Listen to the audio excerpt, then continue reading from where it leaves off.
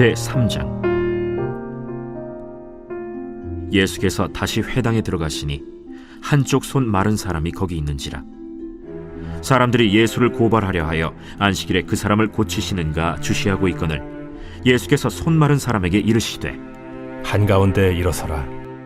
안식일에 선을 행하는 것과 악을 행하는 것, 생명을 구하는 것과 죽이는 것, 어느 것이 옳으냐?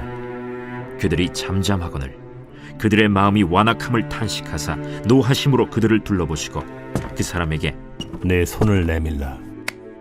내밀매 그 손이 회복되었더라. 바리새인들이 나가서 곧 헤롯 당과 함께 어떻게 하여 예수를 죽일까 의논하니라. 자, 오늘은 내 굳은 손을 내밀면 이라고 하는 제목으로 말씀 함께 나누고 싶습니다. 여러분들 오늘 이 시간에도 우리 주님의 성령께서 저와 여러분들과 함께 하심을 믿습니다. 여러분 지난 주 중에 하나님께서요 저에게 기도를 맡고 있는 저 자신을 발견하게 되었습니다. 깨닫게 해주셨어요. 기도를 하는데 기도가 안 되는 거예요. 한참 동안 내가 뭘 기도해야 하나, 내가 뭘 기도해야 되지? 라고 고민만 하고 있었는데 그때 마음에 이런 생각이 들었습니다.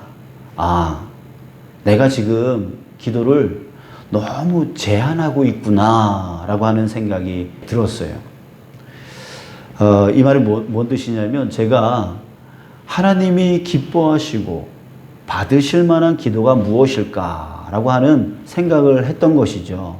그러다 보니까 이런 기도는 이래서 안 되고 저런 기도는 저래서 안 되고 자꾸만 이렇게 기도를 해야 될 것과 하지 말아야 될 것을 자꾸만 생각하다 보니까 제한을 시켜버리는 거예요. 그런 기도를 제한하고 있는 저 자신을 발견하게 되어진 것이죠. 그렇게 생각하고 있다 보니까 기도가 열리지 않았던 거죠. 그래서 빌립보서 2장 13절 말씀을 떠올렸습니다. 너희 안에서 행하시는 이는 하나님이시니 자기의 기쁘신 뜻을 위하여 너희에게 소원을 두고 행하게 하시나니. 이 말씀처럼 하나님은 자기의 기쁘신 뜻을 이루기 위해서 먼저 우리 마음 가운데 자신의 소원을 품게 해주신다는 거예요.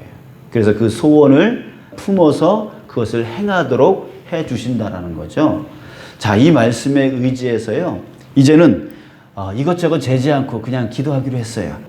마음 안에 떠오르는 그 소원을 주님 앞에 아뢰면 되겠다. 그래서 그 소원을 아뢰기 시작했어요. 자, 그랬더니 그래서 기도줄이 잡히고 기도를 하기 시작했어요. 사실 제가 그때 제 마음에 품고 있었던 소원이라고 하면 대단한 것들이 아니었어요. 아주 극히 개인적인 것이었고 또 극히 이기적인 것들이었어요. 뭐 예를 들어보면 저 이거 갖고 싶은데요 하나님 이거 채워주세요 이런 기도였어요. 또 저 이거 하고 싶은데요 이거 할 수 있게 해주세요. 그냥 극히 이기적인 기도였고 나 자신만을 채우고 싶은 그런 기도였단 말이죠. 그런데 그런 마음 안에 있는 그 원초적인 소원들을 주님 앞에 아뢰기 시작하니까 주님께서 그것을 이어갈 수 있도록 그 기도문이 열릴 수 있도록 해주시더라고요.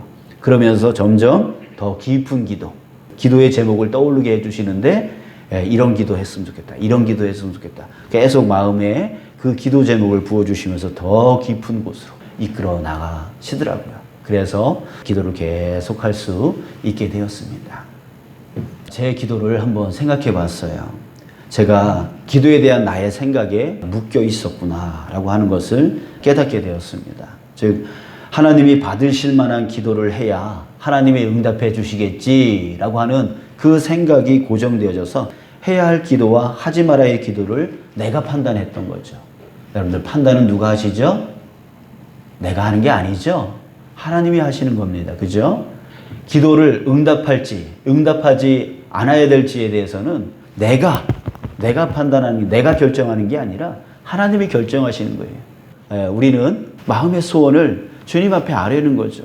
그랬을 때 주님께서 판단하시고 그것이 정말 응답해야 될 기도의 제목이라면 응답해 주실 것이고, 응답할 것이 아니라면 응답하지 않으실 거예요.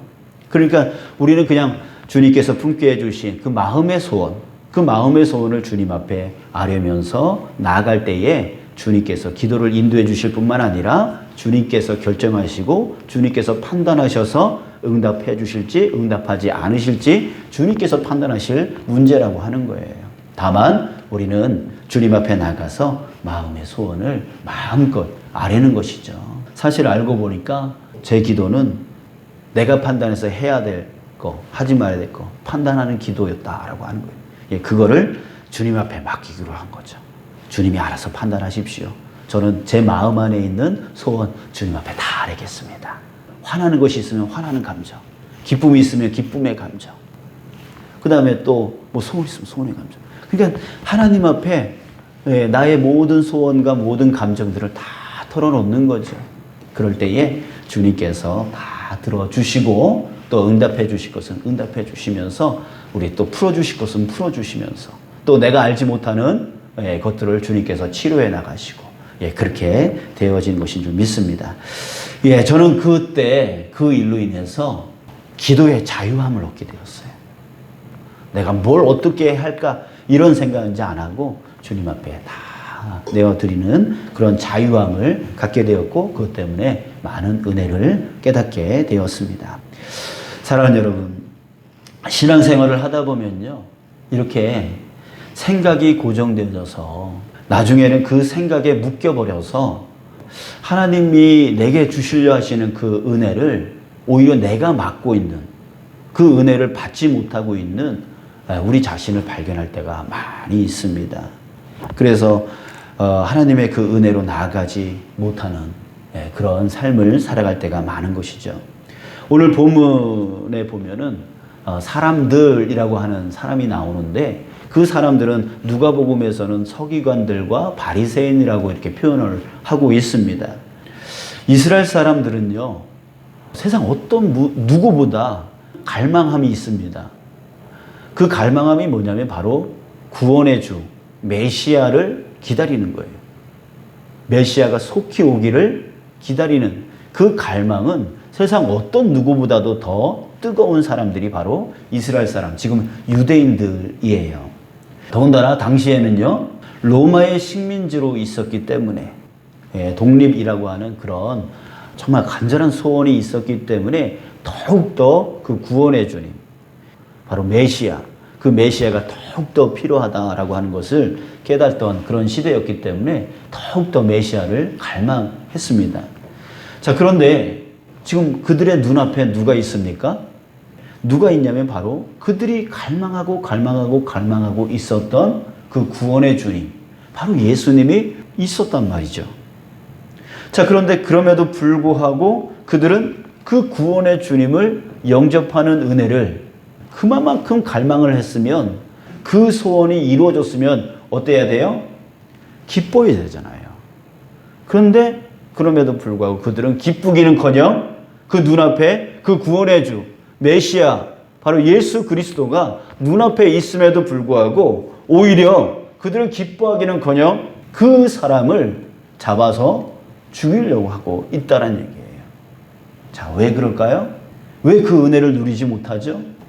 바로 고정된 생각. 어느 한 생각, 거기에 붙들려 있으면 이 다른 것들이 보여지지 않는다는 거예요. 그래서 사람이 그렇다는 거예요. 사람이 뭐 하나의 생각에 묶여 있으면 다른 생각을 못하는 그런 단점들을 가지고 있어요. 지금 여기 바리새인과 서기관들도 역시 마찬가지.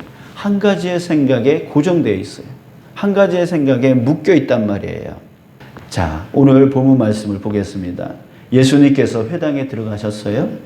그때 그 서기관과 바리새인 그들의 모습은 어땠는가요? 자, 2절에 보면 나옵니다. 사람들이 예수를 고발하려 하여 안식일에 그 사람을 고치시는가 주시하고 있거늘. 지금 예수님이 회당, 지금으로 말하면 이 교회입니다. 당시의 교회를 회당이라고 부릅니다. 그 안에 들어가셨어요. 그런데 사람들이요 지금 예수를 주시하고 있어요. 이 주시하다라고 하는 이 말은 계속 뭔 짓 하나 쳐다보고 있다라고 하는 그런 뜻을 갖고 있어요. 쳐다본다는 뜻은 뭐예요? 생각이 온통 거기에 가 있다라는 얘기잖아요. 왜 주시하고 있냐면 사람들이 예수를 고발하려 하여 예수를 고발하려고 해요. 왜냐니까 안식일에 그 사람을 고치시는가. 지금 안식일을 이 사람이 이 예수라고 하는 이 사람이 안식일을 범하는가 이것을 주시하고 있는 거예요. 자, 왜 그렇습니까? 이들은 안식일에는 아무것도 하면 안 된다라고 하는 율법을 갖고 있었어요. 그 율법, 이들이 고정되어져 있는 그 생각이 뭐였냐면 바로 율법이에요. 율법. 그 율법 중에 예수님이 자꾸만 안식일에 딴짓을 하니까 하지 말아야 될 일을 하니까 자기네들 생각에 하지 말아야 될 일을 하니까 계속 그걸 보면서 이를 갈고 있는 거예요. 미워하는 거예요. 자기 생각과 다르다고 해서 틀렸다라고 계속 주시를 하고 있는 거죠. 자, 이번에도 역시 마찬가지예요. 회당에 들어온 예수님의 모습을 보면서 또 이 사람이 안식일을 범하는가 범하지 않는가 그것만 뚜렷이 쳐다보고 있는 거예요. 분명 율법에 안식일에는 아무것도 하지 말라고 했는데 라고 하는 그 율법 그것만 생각하고 그것만 기준으로 삼아서 지금 예수님을 쳐다보고 있는 것이죠. 그랬을 때 예수님의 다른 거는 보이지 않는 거예요. 예수님이 누군지 어떤 분인지 이건 관심이 없는 거예요. 오로지 자신의 생각이 율법, 안식일에는 아무것도 하면 안 된다라고 하는 그 율법이 머릿속에 꽉 박혀 있어서 다른 건 보려고 하지는 않는 거예요. 하는지 안 하는지 이것만 쳐다보고 있게 되어지는 것이죠. 그래서 걸리기만 해라. 너 내가 고발해서 너 죽여버릴 거야. 야, 이런 생각만 가지고 있는 거예요. 가장 큰 은혜를 받을 수 있는 그 순간에 가장 악한 생각을 하게 되어지는 거예요. 여러분, 우리 안식일에 대해서 다시 한번 생각해 볼까요? 안식일이 뭔가요? 정말 안식일에는 아무것도 하면 안 되는 건가요? 맞아요. 안식일에는 아무것도 하면 안 돼요. 왜요? 하나님께서 말씀하셨거든요. 출애굽기 31장 14절에 보면 너희는 안식일을 지킬지니 이는 너희에게 거룩한 날이 됨이니라. 그 날을 더럽히는 자는 모두 죽일지라. 그 날에 일하는 자는 모두 그 백성 중에서 그 생명이 끊어지리라. 뭐예요? 하나님이 말씀하셨어요. 안식일에 일하는 자, 그런 사람들은 다 죽여버리라고. 이 백성 중에서 끊어버리라고 하나님께서 말씀하셨어요.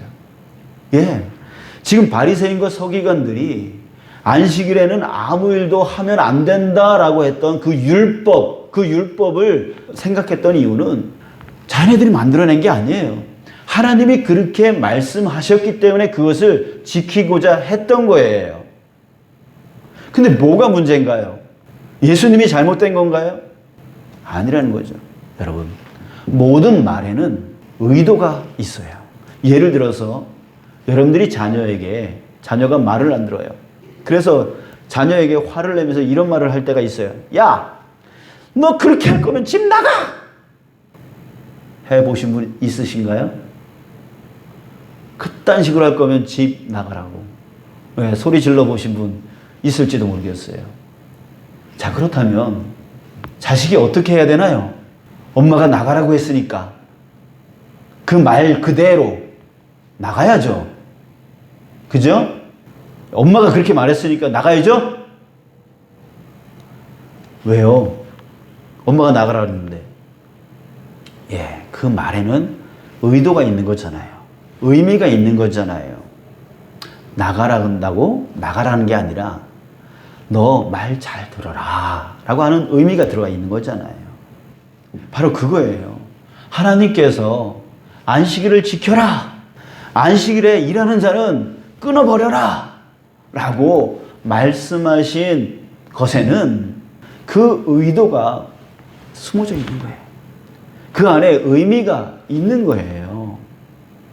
그걸 파악하고 그걸 따르는 자가 되어야지 엄마가 나가라고 한다고 그래 난 나갈 거야 하면서 나가버리면 그건 엄마의 의도와 달라지는 거죠. 우리가 만약에 안식일을 지키는데 아무 일도 하지 말라라고 하나님이 말씀하셨다고 그 문자 그대로 아무 일도 하지 않고 있다면 여러분 지금 우리는 다 죄 짓고 있는 거예요. 여러분들 지금 여기 교회 오면서 다 걸어오셨잖아요. 차 타고 오셨잖아요. 그건 일하는 거 아닌가요? 그럼 우리는 이렇게 모여서 예배하는 것조차도 힘든 거예요. 하나님께서 안식일을 지키라 라고 했을 때는 그 의미를 성경의 말씀에서 하나님이 말씀하시는 거, 예수님이 말씀하시는 거, 성령님이 말씀하시는 그 모든 것에는 먼저 그 말씀의 의도를 우리는 파악할 줄 알아야 된다는 거예요. 그래서 그 의도를 따라갈 줄 아는 자가 되게 된다라고 하는 것이죠. 자, 한번 살펴봐요. 출애굽기 20장과 또 신명기 5장에 보면 10계명에 대한 이야기 나오는데 10계명에는 분명하게 안식일을 지키라라고 하는 명령이 나오죠.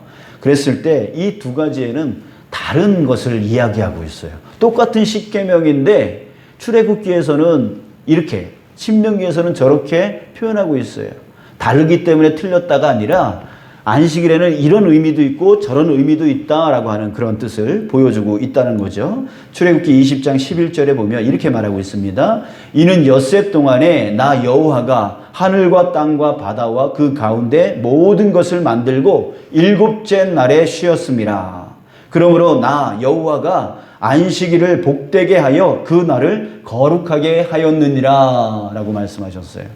그러니까 안식일을 만들어 놓은 이유에 대해서 말씀하고 있는데 6일 동안 하나님께서 일하시고 7일째에 쉬셨기 때문에, 안식했기 때문에 너희들도 안식해서 그것을 거룩하게 지켜야 된다라고 하는 말씀이에요. 자, 그런데 왜 하나님이 쉬시는데 왜 우리들도 쉬어야 된다고 말할까요? 자, 이거는 의무가 아니라 초청이에요. 여러분들 당시에는, 이 고대 시대 때에는요, 안식은 바로 신만 누릴 수 있는 것이에요. 노예는 절대로 안식하면 안 돼요. 주인이 쉬려면 노예는 움직여야 돼요.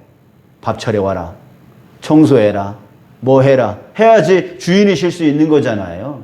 그렇기 때문에 이 당시에 신만 누릴 수 있는 게 안식이에요. 사람은 안식할 수가 없는 존재예요. 그런데 하나님이 뭐라 그래요? 내가 쉬니까 너희들도 쉬어야 된다. 이 말은 의무를 지어준 게 아니라 바로 초청이에요. 나와 함께 쉬자. 나와 함께 안식을 누리자. 이 의미를 갖고 있는 거예요. 하나님은 육이십니까? 영이십니까? 하나님은 영이십니다. 그렇기 때문에 우리의 육적인 쉼보다 더 나아가서 무슨 쉼을 말씀하시는 거예요? 영혼의 안식을 얘기하는 거예요. 하나님이 우리와 함께 거하시면서 우리에게 영혼의 안식. 여러분들 육신이 쉬고 있더라도요, 마음이 편안하지 않으면 어때요? 그게 쉬는 거예요? 아니잖아요. 제가 집에서 육신을 쉬게 하고 있어요. 근데 앞에서 막 청소하고 앞에서 막 설거지하고 앞에서 막 뭐 하고 있으면 마음이 불편해요. 그게 쉬는 게 아니라고요. 그러잖아요. 그런 것처럼 진정한 쉼은 마음의 쉼, 영혼의 쉼이 되어져야 된다고요. 그래서 힘든 일, 어려운 일 하더라도 마음이 평안하면, 마음이 기쁘면 온몸이 다 풀어지는 것 같아요. 그 일이 어렵게 느껴지지 않게 되어지는 거죠. 그게 바로 쉼이에요. 그게 바로 진정한 안식이라고요. 하나님은 우리에게 그 안식을 누리게 해주고 싶으신 거예요. 영혼의 안식, 하나님과 함께 거함으로 인하여 누릴 수 있는 육신의 쉼보다는 영혼의 안식. 그래서 어떤 일을 하더라도, 어떤 어려움을 당하더라도 그 안에서 평강을 누리는 영혼의 안식을 누리기를 하나님이 원하셨던 거예요. 그래서 안식일을 너희들이 지켜라 라고 하는 것은 나와 함께 거하라 라고 하는 그런 뜻을 품고 있는 것이죠. 그래서 이것은 우리 인간에게 없어서는 안 될 것이기 때문에 하나님은 강력하게 이 안식일을 지키지 아니하면 너희들은 이 백성 중에서 끊어질 것이다 라고 강력하게 말씀을 하신 거예요. 또 한 가지는 신명기 5장 14절에 보면 일곱째 날은 내 하나님 여호와 안식일인즉 너나 내 아들이나 내 딸이나 내 남종이나 내 여종이나 내 소나 내 낙이나 내 모든 가축이나 내 문 안에 유하는 객이라도 아무 일도 하지 못하게 하고 내 남종이나 내 여종에게 너같이 안식하게 할지니라. 자, 이 말은 뭐예요? 자, 출애굽기에서는 하나님과 우리가 함께 안식을 누림으로 인해서 영혼의 안식을 누리는 것을 얘기했다면, 이 신명기에서의 이 안식일은 네가 그렇게 하나님과 함께 안식을 누렸다면 너와 더불어 네 아들 자식뿐만 아니라 네 남종, 네 여종, 그리고 소나 말이나 그 가축들, 그 모든 사람들도 너와 함께 그 안식을 누릴 수 있도록 해야 한다라고 하는 그 의미를 갖고 있는 거예요. 네, 여러분, 우리가 안식을 누림으로 인하여 내 가축들도 안식을 누리고 또 내 노예들도 안식을 누리는, 그 모든 사람들이 다 하나님으로 인하여 안식을 누려나가는 것, 그 영혼의 안식을 누리는 것, 그걸 하나님이 우리에게 주시려고 그 안식일을 지키라라고 했던 것이죠. 자, 그랬을 때 여러분 한번 따져보세요. 지금 이 회당 안에 예수님이 계셨고 서기관 바리새인들이 있었고 또 손 마른 사람이 있었어요. 자, 이 셋 중에 정말 안식을 누린 사람이 누구고 안식을 누리지 못한 사람이 누굴까요? 여러분, 서기관 바리새인들은 안식일을 지켜야 된다, 아무것도 하면 안 된다라고 외치고 있지만 그들은 지금 안식을 누리고 있습니까? 아니에요. 계속 예수를 쳐다보면서 마음에 미움과 시기와 질투, 그러면서 저거 한번 내가 걸려나 봐라, 내가 고발할 거야, 내 고발해서 죽여버릴 거야 라고 하는 그 마음을 지금 품고 있어요. 안식하고 있는 건가요? 그들 마음 안에 영혼의 안식이 있었나요? 없었어요. 영혼의 안식이 없었어요. 지금 얼마나 큰 긴장 가운데 있는지 몰라요. 걸리기만 해 그냥 하면서 그 긴장 가운데 있어요. 그 은혜를 누리지 못하고 있어요. 그 안식의 그 기쁨을 누리지 못하고 있어요. 정작 예수님은 안식을 누리고 있어요. 안식에 묶여있지를 않아요. 그들이 생각하고 있는 안식일에 아무것도 하면 안 된다라고 하는 그 안식일에 묶여있지 않은 자유한 모습을 갖고 있어요. 진정한 안식은 지금 예수님이 누리고 있는 거예요. 자, 여러분, 여기에 또 한 사람, 한 손 마른 사람이 있다고 그랬어요. 여기서 마른이라고 하는 그 뜻은 그 말랐다라고 하는 말을 헬라어로 보니까 오그라들다, 드라이, 말랐다, 굳어졌다, 이런 뜻을 갖고 있어요. 그러니까 가죽만 남고 뼈마디만 있고 완전히 굳어져서 움직이지 못하는 그런 상태였던 것 같아요. 그냥 뼈마디만 보이는 그런 상태, 물기 하나도 없고 가죽만 남아있는, 그리고 움직이지 못하는 굳어있는 상태였던 것 같아요. 왜 한쪽 손이라 그랬을까 했을 때 모든 부분이 굳어진 게 아니라 그 한 손만 굳어져 있던 거죠.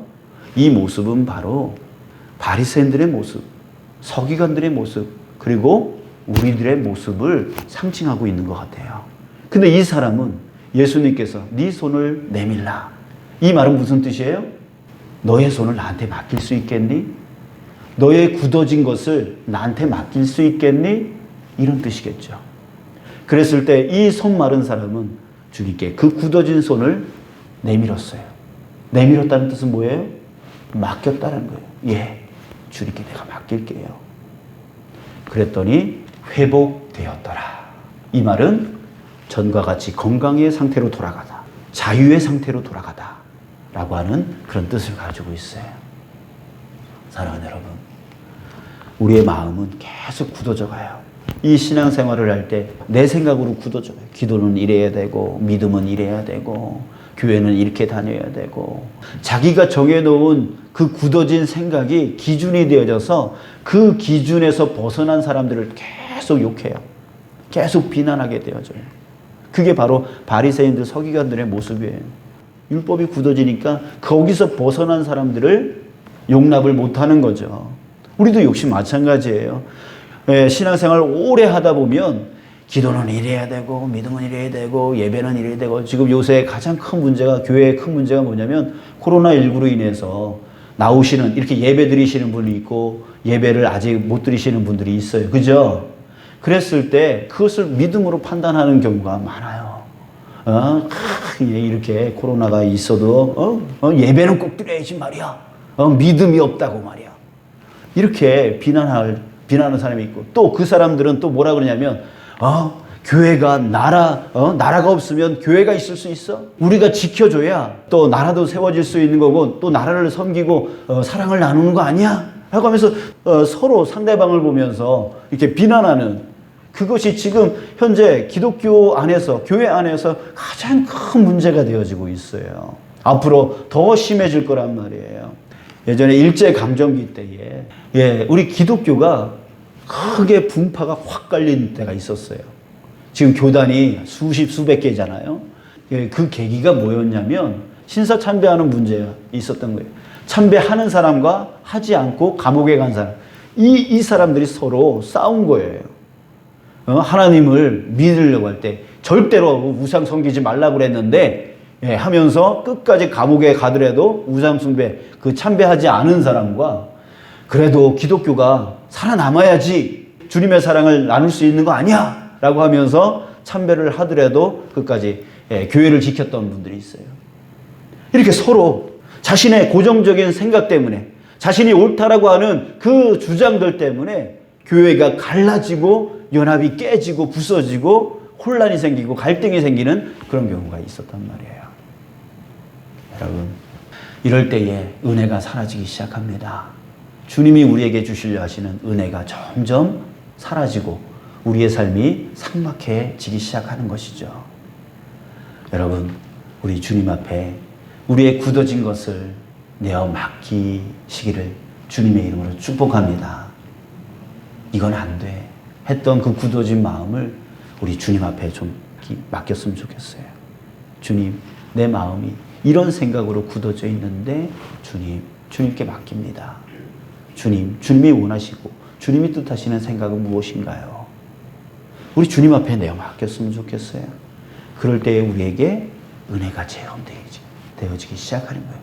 제가 이런 기도는 안 되고 저런 기도는 되고 하면서 제 나름대로의 그 기도의 생각들을 정립시켜 놓은 것으로 인해서 내 안에 기도의 은혜가 사라졌던 것처럼, 여러분들 우리가 바로 그런 삶을 살아갈 때가 너무나 많은 거죠.